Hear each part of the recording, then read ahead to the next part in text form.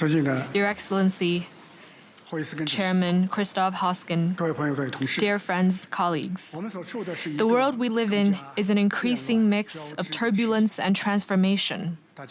Many people are asking, where is it headed? If I may borrow the theme of this year's Munich Security Report, it is headed toward multipolarization. When the United Nations was founded 80 years ago, it had only 51 member states. Today, 193 countries ride in the same big boat. A multipolar world is not only a historical inevitability, it is also becoming a reality. Will multipolarity bring chaos, conflict, and confrontation? Does it mean domination by major countries and the strong bullying the weak? China's answer is, we should work for an equal and orderly multipolar world. This is another major proposition put forward by President Xi Jinping, and it represents our sincere expectation for a multipolar world. China will surely be a factor of certainty in this multipolar system and strive to be a steadfast, constructive force in a changing world. Here I want to make 4 points. First, it is important to advocate equal treatment. Rivalry between big powers had brought disaster to humanity, as evidenced by the lessons of the 2 world wars in the not-so-distant past.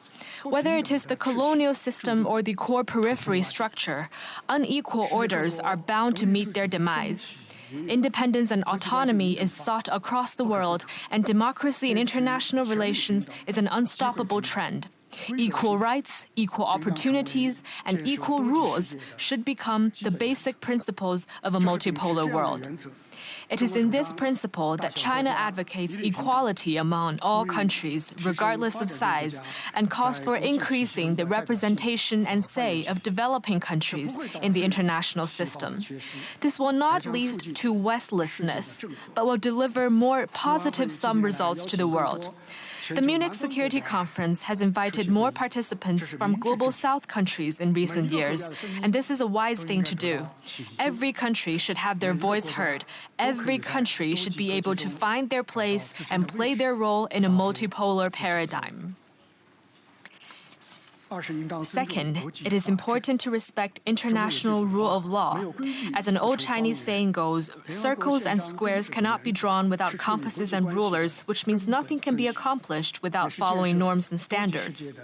The purposes and principles of the UN Charter provide fundamental guidance for handling international relations and are an important cornerstone of a multipolar world. The world today is witnessing incessant chaos and confusion, and one important reason is that some countries believe might makes right and have opened a Pandora's box marked the law of the jungle.